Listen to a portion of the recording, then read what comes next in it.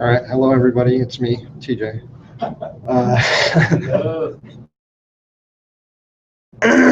Basically this week, we're transitioning from Larson into Snap. I'm looking forward to Snap, I have been, because I have a few different ideas for businesses. And I ran my own company before, but I was not able to run it. I mean, it was successful, but not overly so, and I couldn't do the accounting, didn't know anything about marketing. I just knew how to go out there and do a job and do it right. And that, I thought, is all I needed, but it definitely is not. And this will help me to transition into being able to market my skills and not have to do the backbreaking work, hopefully. One thing we're doing is a new course in Coursera, and it's teaching you that you don't need venture capital in order to start your own startup, which is something that I couldn't even comprehend. And within the first week of being in Snap, I'm learning that you can use basically your skills to start up your own company, which for me is wonderful, especially if I go back into construction, because I can use other people and say, hey, you need your bathroom remodeled, well, I'll remodel it if you will help me do this and give me these tools. I'll keep the tools. I won't charge you labor on your remodel. That gets me further along, which is huge. But I have an idea for a video game cafe, which we kind of went over yesterday with the LT. And thanks, LT. You helped me out with that, by the way. I learned that people, well, in his opinion, a lot of people don't want to leave their homes to go play video games online. That's the whole benefit of being online. But as a gamer myself, a lot of times you do want to leave your home and you want to go hang out with your friends and challenge other people that are in different places online. And that's where you would go to the video game cafe. But he did point out that one thing for it would be hosting like small tournaments to get you into bigger tournaments. And if I could turn it into where I would be the premier host for tournaments, that would, I mean, in itself, would sell the video game cafe. And I just started researching today online what gamers' favorite foods are, and it's very varied. So the cafe aspect is going to be off the wall crazy. Like what? Well, you know, a lot of people like, a big thing, especially for the younger generation, is flaming hot Cheetos. But gamers don't like flaming hot Cheetos because it turns their controllers a different color. Right. Myself, anything sticky or that can melt, no way you're going to eat that and use my. Yeah. No, it's not happening. So what is it? Suckers. For me, it's suckers. You have to keep a sucker in your mouth or you don't eat and touch my system. But, Aren't there but as far as covers you can get on keyboard for keyboards? well, I'm getting, it's going to be both PC, PlayStation, Xbox, Nintendo, any type of gaming system will be in the video game cafe because everybody has a preference. Like me, I'm an Xbox guy. I don't play PlayStation. Okay, what about if people bring their own controllers? Well, that's all fine. And my thing is trying to figure out the menu for the video game cafe because there's so many different varying ideas. One of the main ones is like people like beer and pizza. For gamers, I don't see where beer even comes into the equation, and I'm an alcoholic. You want to keep sharp? Right. You're trying, especially on a first-person shooter, you have to react like that. And me, my time isn't as fast as the younger kids. They're really quick and really good, so I don't want anything that's going to deter that. So what about Red Bull? Red Bull, absolutely. Red Bull, Monster, maybe I can get them to sponsor some events. Quino's espresso. There we go, espresso, DeQuinos, promote IAAC. What about, I totally have always had this idea, but what about betting between these people? Oh, I am, yeah. Yeah, that's one of the benefits of the video game cafe instead of, Just doing something called gambling cafe, where you can take any game, Monopoly, anything. Yeah. And people can play. I actually looked that up and he's right. But my thing is like if yeah, two different teams in-house, Yeah. you can place bets, just personal bets in-house Right. against one another. And it's not online. It's not, Right. you know, it's Not just, legal, is it? I don't know. I have, once again, things that I'm looking up to, if you have to have a license for it, if you know, And if you obviously, can, the house keeps a small percentage of the big or a big on the bet. So if I want to play you for $5 and to place the bet for $500, it costs $25. right, yeah, Like poker or Yeah. blackjack. right. Perfect. I have no idea. I don't gamble, but yeah, this is stuff that I still have to research. I genuinely, I might put $1 in a video poker machine like once a year. You know, I'm just, I work too hard for my money. I'm not throwing it away. But I would bet on my skills on video games. See. You know, that's just the gamer So it's just mentality. like a pool party, pool. Right. Yeah, kind of. Yeah. Yeah, you don't have to, I mean, it's legal at football, I right? don't think it's legal, but it's not enforced. Oh, really? Well, I would prefer to have mine legal that way. There's a way to. Yeah. But anyway, yeah, like Monster and There Red could Bull, be a level of personal bets as long as it's not too high. business. But it would be considered a business if the house was taking money from the bet. Well, but the house could take money just to come to the door. Huh. Right. Right. Well, to host the tournament, we're taking money to have a membership at the video game cafe. You have to, you know, I mean, there's different aspects. So yeah. But anyway, yeah, the menu I'm finding is very interesting. Okay, now we've got 30 seconds.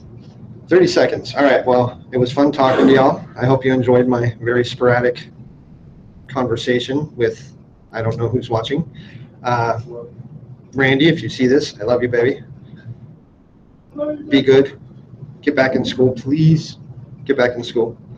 Have a good day, and I believe Steve's up next. Yep.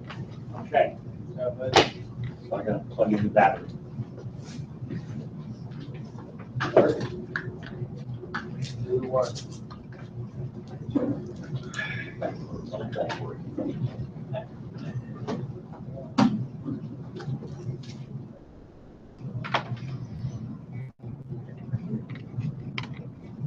Okay.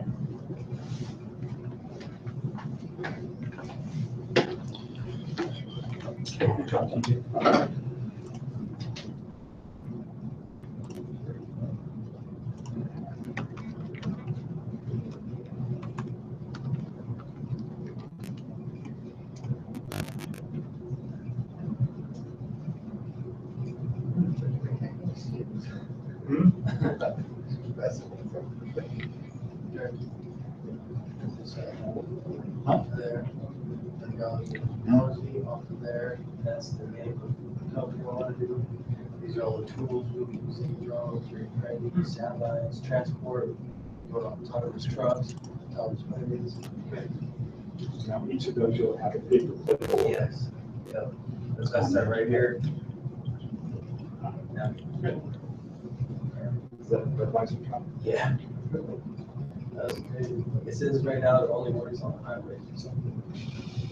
It's can't react to.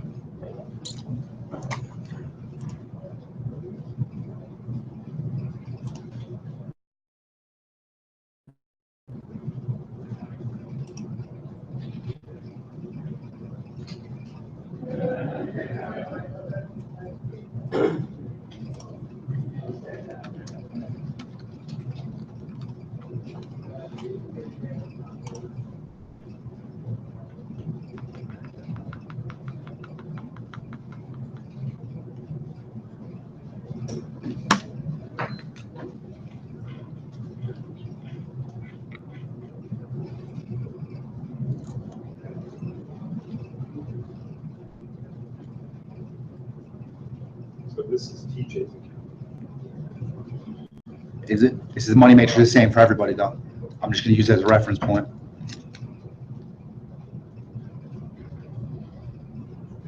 Red Light Ventures is TJIAAC. Is it? And I think I have the copy of the other one too, but I'm not sure. Right here. Or you can Just just find should out not and take go this to yours. long. There it is. I think it's on.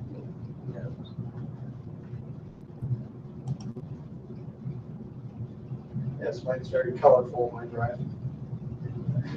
Good.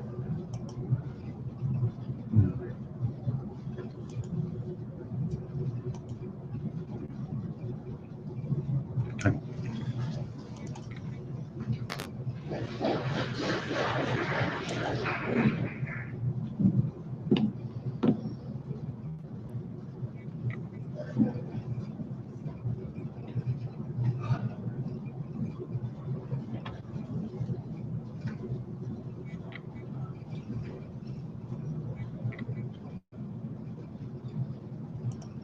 Is this like the same one we were doing yesterday? Your own?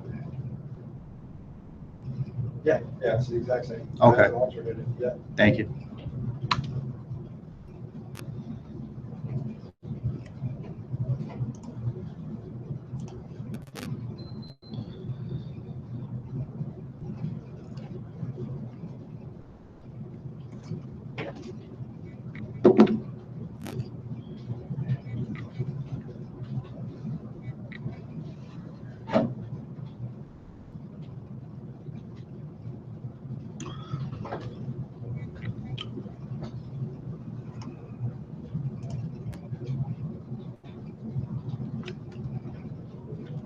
So it's turn.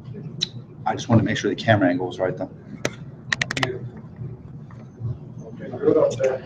All right, good afternoon, world. My name is Stephen Burke. This is the first live broadcast on Friday, November 4th, 2016. We're starting Snap. We transitioned from Larson to Snap. This Monday was last day of Larson's. It was bittersweet. It was good to move on to another thing, but we did a lot of fun things in Larson's. I know I enjoyed the Larson's program and what it had to offer, but we're transitioning into bigger and better things now. So with that being said, let me give you a basic rundown this week of what we've learned. All right, this week we started a new Coursera event on how to fund your startup without VC. VC meaning venture capitalism. Well, the main takeaway so far on the videos is there's 5 layers of funding. It's a 5-point star with customer being in the middle of that star. What this equates to is number 1, matchmaking. This type of funding, I keep my hands off products and services mostly. I just set people up with other people to make money and take a small percentage of this. This is good. Next, subscription based. I'm going to get you on a reoccurring monthly statement and charge you for a goods or service, some sort of product on a monthly level. Also good. Next point of the star, prepaid. I'm going to have you prepay for something in the future, possibly giving you a discount on goods and services because you are helping me by investing in me, so to speak, for these services, and I'm going to give you these services later. The scarcity point of the star. What this equates to is you're going to give me something, I'm going to sell it, and at this point, I'm going to collect the instant revenue off it, and you're not going to bill me for these products for maybe another 60 to 90 days. This is how a lot of businesses run. And my particularly favorite, the 5th point of the star, is service to product. This is where I'm taking a service and I'm turning it into a product-based industry later. Coursera gave us the example of Microsoft. What we came up with here in Snap on these first 3 days is that the membership cards to the IAAC will start out as free. They are nothing tangible. It is just, you're just a member of something. You're an online community linking 20,000 people locally, 80,000 people nationally. Well, if you want to pay a little bit more and get a membership card, we're turning a free, non-existent, quote-unquote, service into a physical product. I'm selling you a membership card now. You feel like you're part of something bigger and better, and you're making an impact on kids' lives, which you really are. But it's a win-win for both of us. With this being said, this model to me has the greatest appeal because it literally, you are taking an idea out of thin air and you are making money off of it. I'm not going to say we didn't spend money because we spent sweat equity. We spent time, we spent research. Our director spent a lot of his time setting this up, but it was minimal to make this happen on a financial level and to reap the possible rewards off all of these upgraded memberships is huge. The other big thing this week we came across is we found an Italian last name website. All these surnames Turns out there's 47,218 on this database that we mined off. What's that? Start higher. Start higher? 50,000? Well, I was just saying, go ahead. Yeah. Sound good. so with this, we started off with a base of this many names. Obviously, all this data will not be useful for us. What we will be able to extrapolate is from the initial data research, is that about half of these 47,000 members have email addresses linked to them. This is huge for us. And I'm gonna go on a limb and say, just cut in 50-50 again for easy math's sake. So you went from 46 to 23, half of 23, 11 and a half.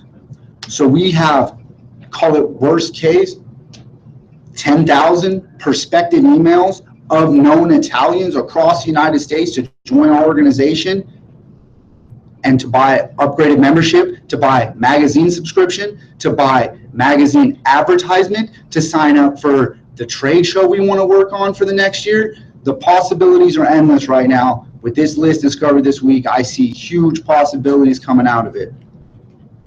So it's about Very good summary. all right. Let's wrap it up, okay? All right. So Bring it I outlined a few key things this week that we ran through. Just want to say we're really enjoying the first week of the SNAP curriculum. It is a big change, shifting gears, but I see it as the stars the limit. You're going to get out of it what you put into it, and I'm finding it to be quite enjoyable so far. So with that being said, thank you very much for your time. I'm Stephen Burke, and that's all for this week. Okay. Let's close it down.